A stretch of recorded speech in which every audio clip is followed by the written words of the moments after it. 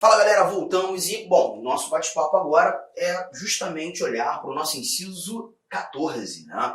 No bloco anterior nós falamos sobre as inviolabilidades, inviolabilidade domiciliar e a inviolabilidade das comunicações, e agora o nosso inciso 14. O nosso inciso 13, nós já tivemos a oportunidade de vê-lo, né? Ele trata da liberdade profissional, nós estudamos inclusive quando trabalhando a classificação das normas constitucionais, falando genuinamente da norma de eficácia plena, esta norma em especial, a norma de eficácia contida, mas também verificamos o contexto da norma de eficácia limitada. O inciso 14, ele nos faz um link, nos conduz ao inciso 33, mas ele é muito fácil.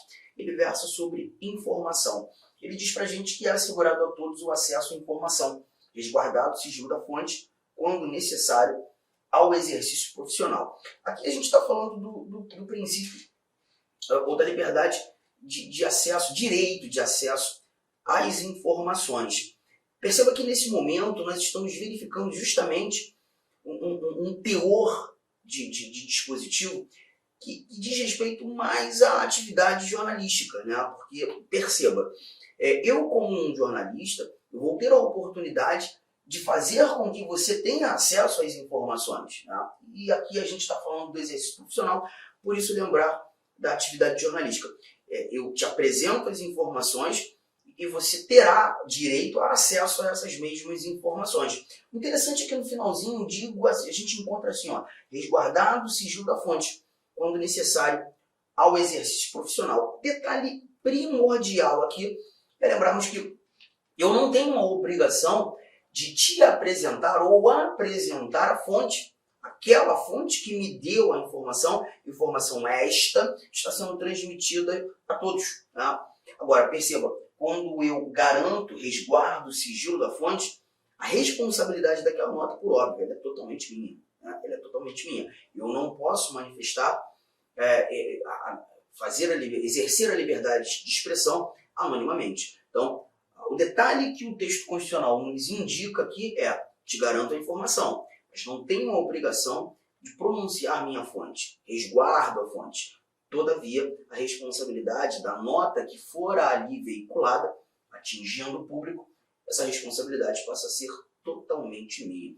E por que eu te disse que esse inciso 14 ele faz um link com a informação que nós encontramos no inciso 33? Dá um pulinho lá no 33 comigo. Olha o que a gente encontra aqui nesse nosso inciso 33.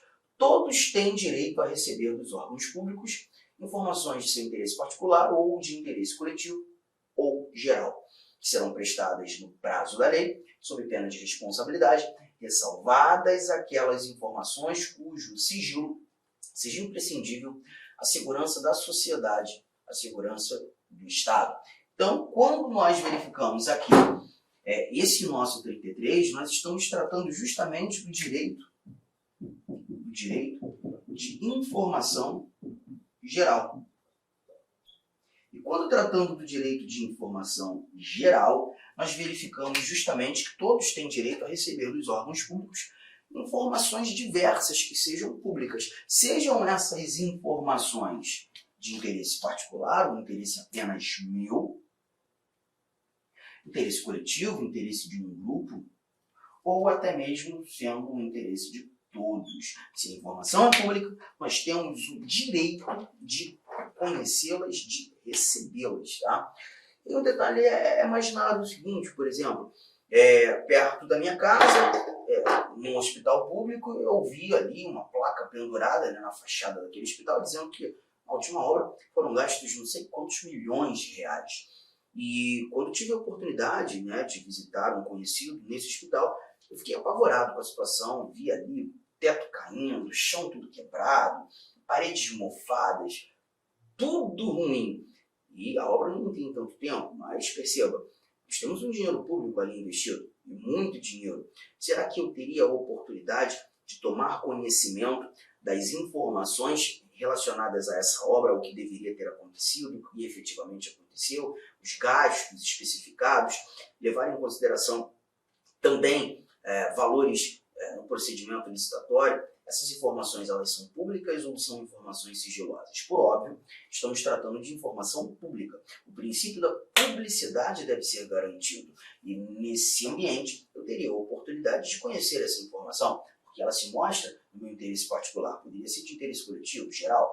A Constituição ainda diz que serão prestadas no prazo da lei. A informação pública deve ser prestada de imediato, sob pena de responsabilidade. Por que de imediato? Justamente em decorrência do princípio da publicidade. O princípio da publicidade, ele faz a aferição que essa informação ela deve chegar ao público, à sociedade, até mesmo antes de um eventual pedido para conhecê-las. E é justamente esse inciso 33 que garante um pouco mais essas informações, ou melhor, do direito de informação. Avançando um pouco mais, agora chegando lá no finalzão da nossa Constituição, o último inciso, o inciso de número 79. Perceba que esse inciso 79 está aqui, é um dispositivo recente. Ele foi inserido por emenda constitucional agora, bem no início, né, do ano de 2022. Porque a nossa Constituição falava muito já sobre informação. A liberdade de expressão, o direito de resposta, acesso à informação, inciso 14, o primeiro que nós lemos na aula de hoje. O inciso 33 fala do direito de informação geral, mas nós não tínhamos um dispositivo genuíno tratando de dados pessoais, de informações pessoais. E aqui no nosso 79, hoje temos a seguinte redação: é assegurado nos termos da lei o direito à proteção dos dados pessoais, inclusive nos meios digitais. Então aqui é a possibilidade, né, de se ratificar o direito de proteção de dados. E aí são dados pessoais, estamos falando de informações pessoais. Essas informações pessoais hoje elas são protegidas, inclusive nos meios digitais, justamente por conta de um dispositivo recente que surgiu. Legal, gente. Matamos o direito de informação simples à beça, informações que a gente precisava ter aqui no nosso bate-papo. Voltando, vamos lá para o inciso 15, lá para o início de tudo novamente. O inciso 15 é um inciso solto que trata da liberdade de locomoção. Perceba, é livre a locomoção no território nacional em tempo de paz, podendo qualquer pessoa, nos termos da lei, nele entrar, permanecer ou dele sair com seus bens. Redação muito tranquila de se entender, né? Nós estamos tratando da liberdade de ir e vir e permanecer, da liberdade de locomoção. E aqui a gente encontra em tempo de paz. Por quê? Quando a gente estuda, por exemplo, o artigo 137 da nossa Constituição, ali nós iniciamos o bate-papo sobre o estado de sítio. O estado de sítio é um instituto de anormalidade institucional que vai buscar garantir, né, a atuação do poder público no intuito de se restabelecer a ordem pública, a paz social, se proteger, inclusive, os indivíduos de eventuais agressões estrangeiras, armadas, ou até mesmo em situações de guerra. E nesse cenário, dando continuidade, né, ao estudo do estado de sítio, nós temos no artigo 139 algumas medidas coercitivas que podem ser adotadas nesse momento de anormalidade institucional. E uma das restrições que nós temos é a restrição à liberdade de locomoção. Quando em tempo de guerra, né, toque de recolher, por exemplo, lá a gente tem a oportunidade de verificar o poder público determinando um horário específico, não deseja mais ninguém na rua. E nesse momento, nós já não estamos tratando em tempo de paz, mas sim em tempo de guerra. E o inciso 15 do artigo 5º diz que essa liberdade de locomoção ela é livre, sim, em território nacional e em tempo de paz. Em tempo de paz não há que se falar em restrição à liberdade de locomoção, podendo qualquer pessoa, nos termos da lei, dele entrar, permanecer ou dele sair com seus bens. Mas olha que barato. Aqui, mais uma vez, o Constituinte usa nos termos da lei. Ele garante a liberdade de locomoção em tempo de paz, nos termos da lei, indivíduos podendo entrar, podendo permanecer, podendo sair. É importante lembrarmos que, nesse momento, o Constituinte traz a possibilidade de uma eventual restrição por meio de norma infraconstitucional. A lei da migração, por exemplo, ela determina a questão de estada de um estrangeiro de forma legal no Brasil. Só para a gente criar um aparato aqui de entendimento. A nossa Constituição, desculpa, a nossa legislação, o nosso ordenamento jurídico garante o ingresso de estrangeiros, né, em documentos específicos, passaporte, por exemplo, sem necessidade de visto. Mas esse estrangeiro ele não terá a oportunidade de ficar no Brasil por tempo indeterminado. Esse indivíduo ficará no Brasil por tempo determinado. Ele tem no máximo 90 dias para estar no Brasil. A partir do 91º dia, ele já precisa ter visto ou de estudo, ou de trabalho, ou quem sabe visto de estrangeiro permanente, e não obtendo essa determinação legal, ele se mostra ilegal, e se porventura encontrarmos ele nessa situação, encontrarmos nessa situação, ele pode ser deportado, ser devolvido ao país de origem. E nesse momento, a gente está percebendo que a sua estada, a sua liberdade de locomoção, ela já sofrerá restrição. Mas perceba que nesse contexto, nesse interim, nós estamos verificando uma regra, uma restrição, uma condição, uma contenção estabelecida em lei. Pois o próprio Constituinte previu a possibilidade de restrições surgissem, obviamente razoáveis, mas nos termos da lei. Mas a liberdade de locomoção é muito simples. Ela não gera nenhum tipo de problema, conseguimos resolver com muita facilidade. Vamos mais. Inciso 16. O inciso 16 ele já inaugura um bloco de estudo, um bloco importante, um bloco que vai nos exigir algumas anotações. Aqui a gente começa a tratar dos direitos coletivos. O primeiro deles, o direito de reunião. Eu vou fazer algumas anotações. Vamos lá? Todos podem reunir-se pacificamente, sem armas, em locais abertos ao público, independentemente de autorização, desde que não frustrem outra reunião anteriormente convocada para o mesmo local, sendo apenas exigido o prévio aviso à autoridade competente. Então, desse nosso inciso 16, e é um inciso que costuma cair bastante em provas, nós temos algumas orientações muito importantes. Muito importantes. Perceba? Deixa eu trazer aqui a nossa telinha em branco para a gente começar as anotações. Direito de reunião, inciso 16. O primeiro detalhe é que nós estamos inaugurando os direitos coletivos. E por tratarmos da reunião, o direito de manifestação em grupo, a liberdade de expressão sendo exercida de maneira coletiva, né? A primeira coisa que nós trazemos aqui é a exigência da pluralidade de participantes. Não há que se falar numa reunião sendo exercida por um único indivíduo. Todavia, a nossa Constituição estabelece a exigência da pacificidade. O caráter tem que ser pacífico. E para efetivar essa ideia de pacificidade, o próprio Constituinte trouxe sem armas. Só que é importante lembrarmos, gente, que arma aqui para a gente não é apenas, sei lá, um revólver. A gente pensa logo no revólver, né? Mas é todo e qualquer indivíduo que põe em risco a integridade das pessoas. Por exemplo, o poder público ele vai buscar tomar conhecimento dos objetos que serão levados para aquele determinado evento. Né?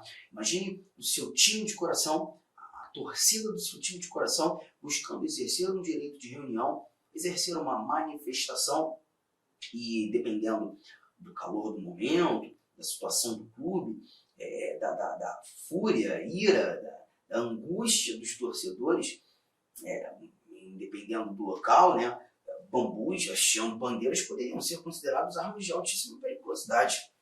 Então, na realidade, o poder público vai analisar os objetos que aquele grupo tem a pretensão de levar e buscar dizer se seria ou não razoável a utilização. Então, a gente não está falando apenas de revólver, de faca, a gente está falando de objetos que poderiam colocar em risco a integridade daqueles participantes. Legal? Só que tem mais coisa. A nossa Constituição ela traz claramente a não necessidade de autorização para o exercício da reunião. Isso aqui é muito importante. Eu vejo muita gente se enrolar e eu fico preocupado quando tratando esse valor de autorização. Perceba, imagine o seu grupo desejando exercer uma reunião e o teu grupo não atende os ditames estabelecidos na Constituição para tanto.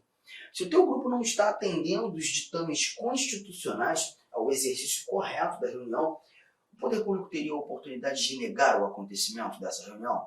Poderia ou não? Se o teu grupo não atende os requisitos, não atende as regras do exercício correto da reunião. A sua resposta para mim tem que ser sim, Arthur. Se os requisitos não estão sendo preenchidos, se os requisitos não estão sendo atendidos, essa reunião pode ser dissolvida. Acredito que sim, é muito lógico, entendeu? Tá? Eu também concordo. Essa reunião pode ser dissolvida. Essa reunião pode, inclusive, nem acontecer. O poder público pode negar o acontecimento. Nessa linha de raciocínio, estamos ou não estamos condicionados à autorização? Quando eu faço essa pergunta, embolando a cabeça do aluno, ele diz para mim, sim, se o poder público pode negar o acontecimento, não é autorização. Lembre-se que você tem o direito de reunião. E se é um direito estabelecido, um direito estatuído na Constituição, nós não temos a necessidade de pedir autorização para exercê-lo. Ele é direito, é uma liberdade. Detalhe é que o teu direito acaba quando começa o outro. Então, o que a gente tem muitas vezes é um conflito entre as normas constitucionais que definem direitos. Um conflito entre direitos. E quando há um conflito entre os direitos, a solução para esse conflito vai ser sempre no campo da ponderação.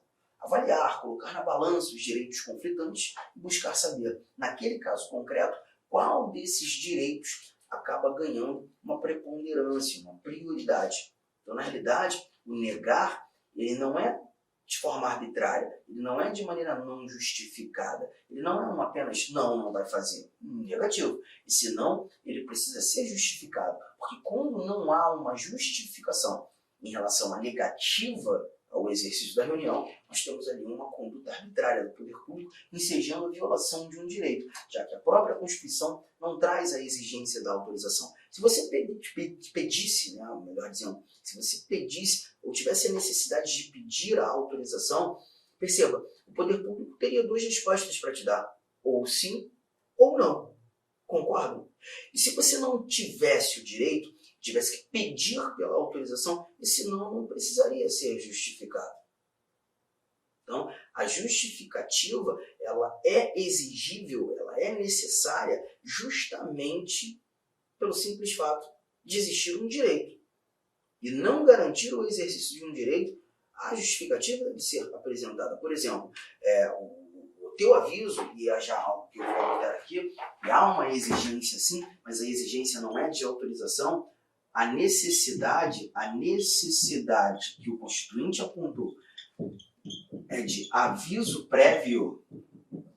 No seu aviso prévio, você vai buscar informar ao poder público, por exemplo, o local do evento, o horário de início e de fim desse evento. Você vai buscar levar ao conhecimento do poder público um aproximado de pessoas que estará participando do evento. Você vai levar para o poder público informação relacionada à finalidade do evento. Tudo isso deve ser avaliado pelo poder público. E em avaliação, o poder público vai dizer se porventura seria ou não razoável o exercício daquela reunião, levando em consideração que outras várias pessoas não participaram do evento, nada tem a ver com o evento, mas também não podem ter seus direitos violados ou restringidos ou cerceados em decorrência do seu. A ponderação, ela acontece nesse sentido. E essa resposta negativa precisa ser justificada justamente para se mostrar os motivos pelos quais o poder público negou o acontecimento da reunião. Legal? E como disse, toda reunião tem horário de início e horário de fim. Então a gente também vai apontar aqui o caráter temporário. O caráter temporário para o exercício da reunião.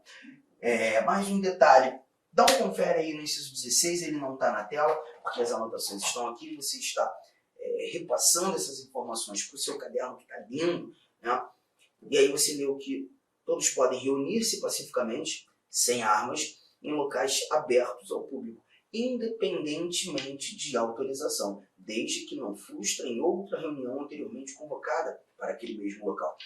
Aí a própria Constituição já traz um valor de ponderação, desde que não frustrem outra reunião convocada para aquele mesmo local. O teu evento, que busca ser exercido num sábado qualquer, das 9 da manhã às 13 horas, naquele local específico, já tem um evento marcado para tanto. Então está percebendo que, olha a ponderação sendo exercida. Não seria nem um pouco lógico, né, permitir com que o seu evento aconteça naquele mesmo local e horário se outro já for ali determinado para acontecer.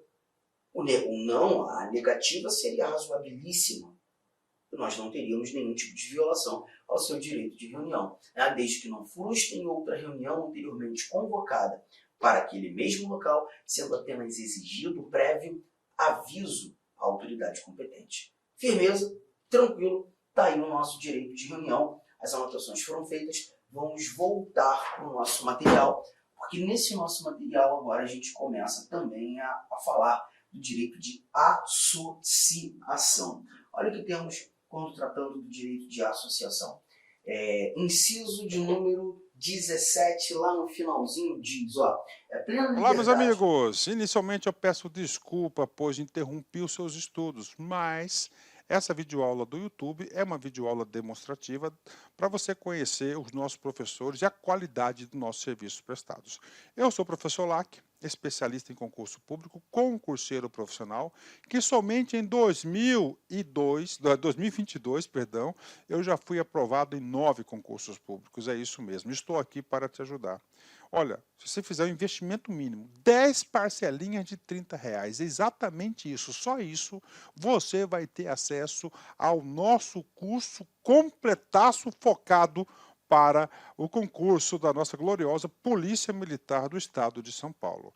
E eu tenho certeza absoluta que este curso você vai conseguir adquirir o conhecimento necessário para fazer uma excelente prova. Então espero vocês aqui na Lá Concursos. Fiquem com Deus, um forte abraço.